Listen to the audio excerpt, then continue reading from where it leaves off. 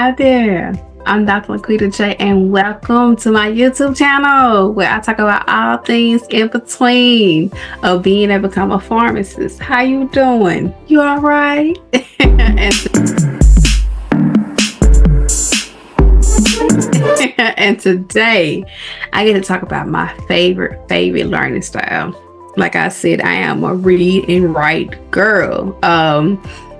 This is just my thing. And again, I just get excited. Let me just look, I digress.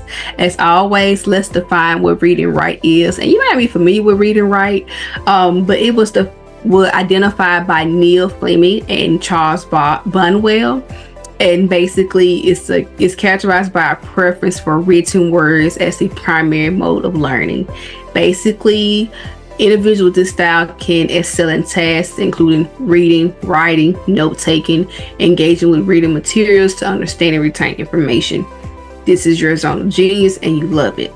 And me, being honest, I absolutely love it. This is my thing. So how you implement, of course, reading and writing. So it's one of those things of active reading. And active reading is basically as you are reading, you are jotting down like key points, or you may be writing questions to yourself like, why is this important? I just summarizing things in paragraphs. That's more so of active reading. You know how you just read, like you're not just writing notes just to write notes. It's like, hey, it's active. You underline like the key things, like things that make sense to you.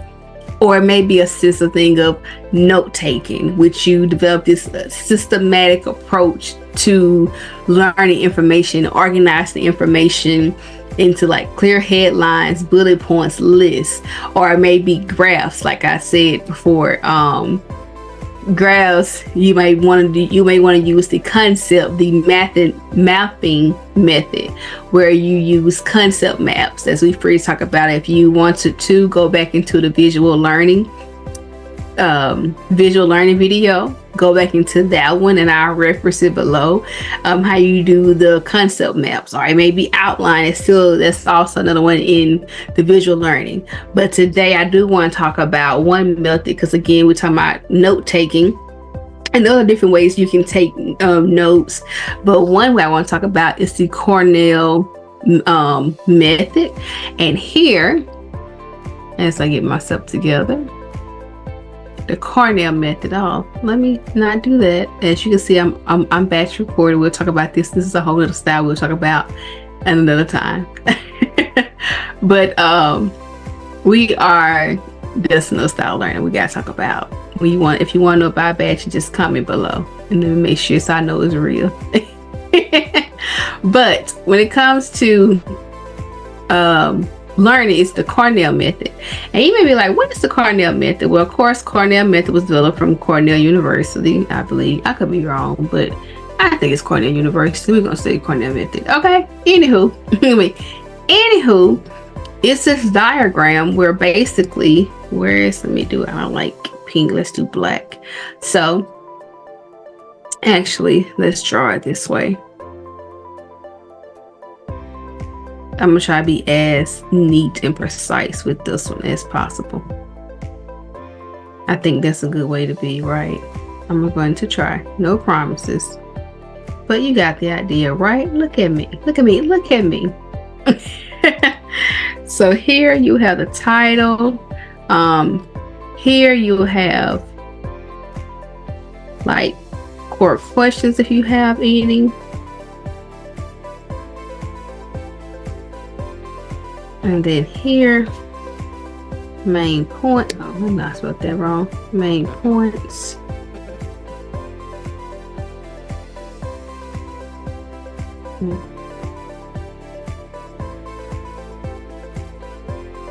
And then here be a summary.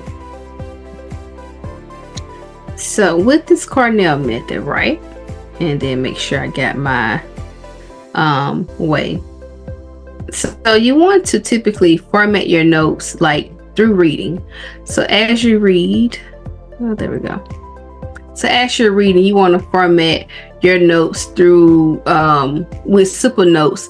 So on the right hand side of the page, it'll be like simple notes, like what, like the title, what you're studying, what are the main points and kind of things, and the key thing. And then you write your key concepts out. And then here I'm gonna say you write like your main points. It can be like different things. And then you also too, on your left hand side, you can do like what kind of questions, what questions you thought that were more so important. And then here, more so the summary part, the bottom of the page is more so you showing the relationship between like the key concepts. And you organize this, and you just kind of like basically organizing your thoughts of just staying out loud, right? Or it's like your cue kind of thing, like what's a most important kind of information here, or what kind of questions you want. Or some people do it like this, or some people say they'll switch it up. You can do core kind of questions here, or some people like to do it like this, and they will say, I'm going to put my main points on this side, and then here do the key thoughts. Well, not say key thoughts, but notes, more so your notes column. So this can be a way too, how you use the Cornell method. So again, let's stick with the like we were talking about infectious disease. Look, why not, right? So let's start it off, and I'm gonna write this in blue. So I'll do lower caps. So infectious diseases, right? Again, main points can be bugs, right? And then here, bugs, drugs, and then bugs, right? Bugs are broken down to their stain, and then that goes into gram positive or gram negative, which goes into and then I can say, okay, gram positive, what kind of bugs are gram positive? My SES. Then I can do gram negative, so many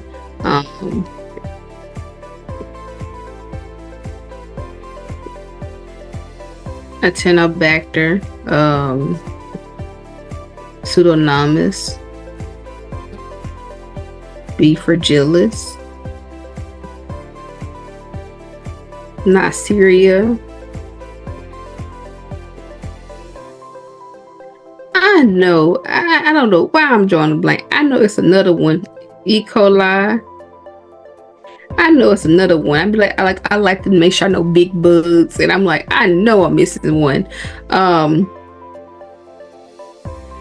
Yeah, and even with MRSA, I'll say, even with SES, like one of the S stands for Staphylococcus, and then this also includes like MRSA, because MRSA is methicillin resistant Staphylococcus aureus, and then this is also MS, like you do like MSSA, methicillin sensitive Staphylococcus aureus. So that could be absolutely one of them. And then go to drugs again.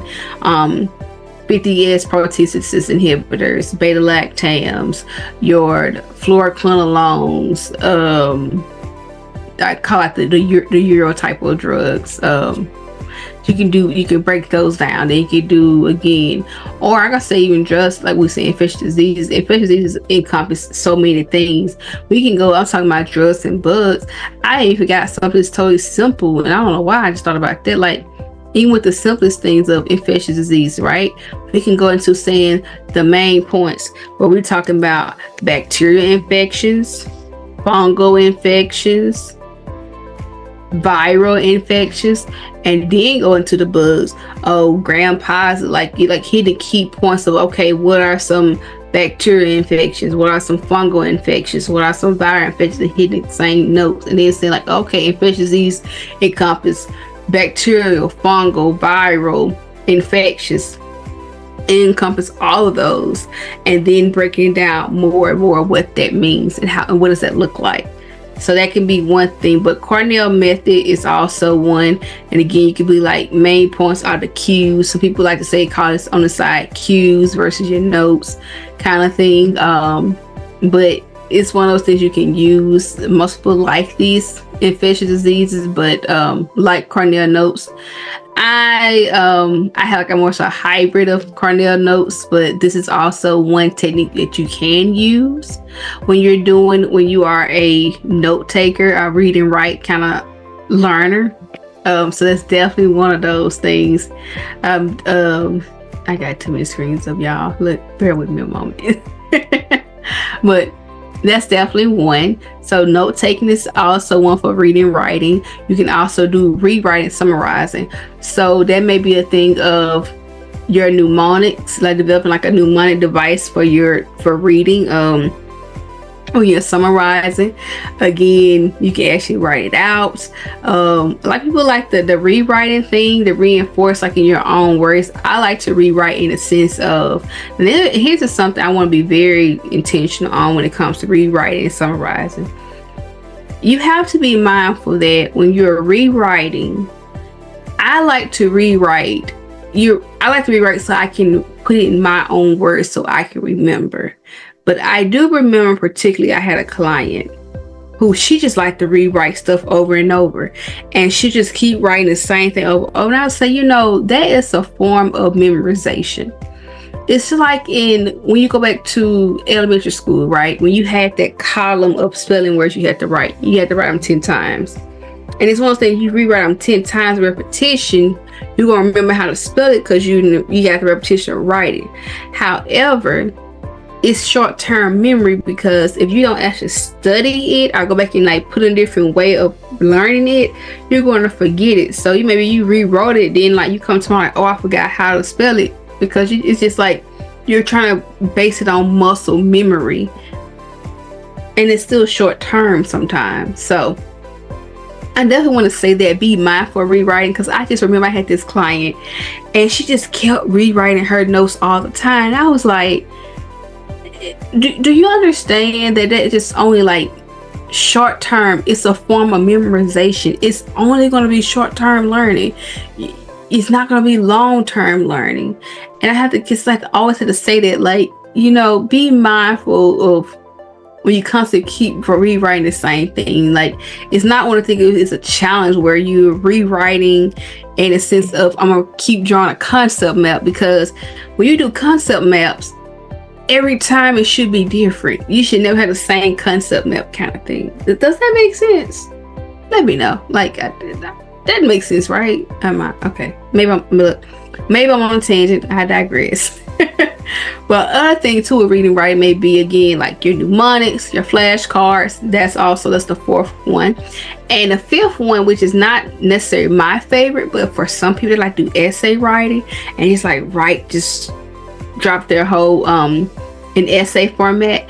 Now, I will say this: when it comes to essay, I'm not an essay writer, but I do like a quick brain dump. Like if I'm like drawing like a map or something, I'll just do like a minute or two brain dump of what can I write about this topic at most.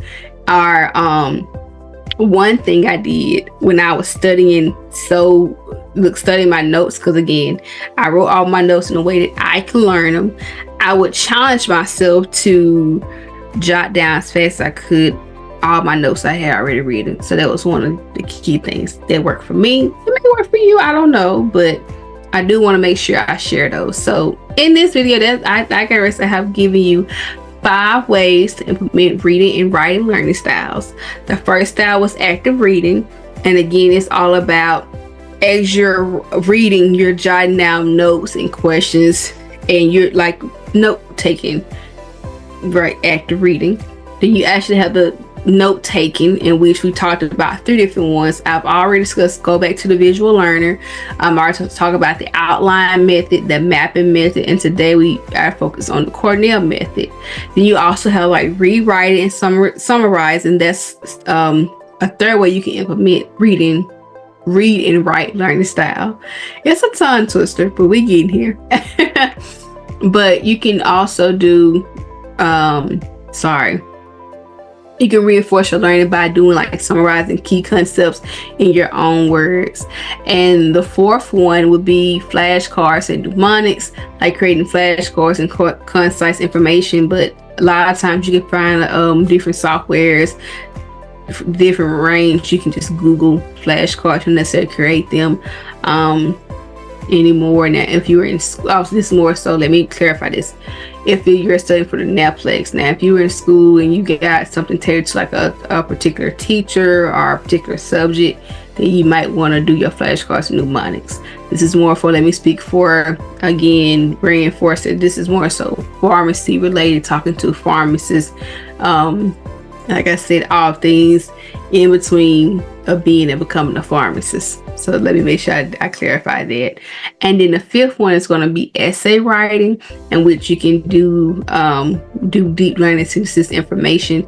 Brain dumps may be one of your things. I particularly, especially when I was taking exams, even now, whether I'm taking the NPJE or getting certifications, I particularly like to do brain dumps in the beginning because it helps me like jot all my information down. Like before I start an exam, I'm going to just write everything, because you know how sometimes you just forget information, and it helps me like. And then sometimes you just get so tricked up of you start second guessing, and I can be like, no, LaQuita, this is it, because you wrote it down. And when you wrote this, it was free of anxiety, free of doubt. You wrote it from straight memory. So stick to the facts that's on the paper. That's how I hold myself accountable. Take it if you need to. Take it if you need to. You're more than welcome to. Like I said, this read and write is my favorite type of learning style. This is my go-to. This is how I do it. But if you have found this video very helpful and insightful, please give a thumbs up. Subscribe to my channel, where we talk about all things in between and being and becoming a pharmacist. And you also have good, productive NAPLEX success strategies as well. And please, again, share me your experiences. Like, I want to know, what's your learning style? Like, do you like reading and writing? Do you see the correlation between visual learning and reading and writing? Because like I said, most of the time we have multiple learning styles. It all depends on what works, how you complement those. Everybody, look, I almost said some kind of weird trying to say everyone's different, but I digress. Anywho, until next time, remember, as always, pharmacy is limited. Pharmacy is only limited unless you are. Now go be great.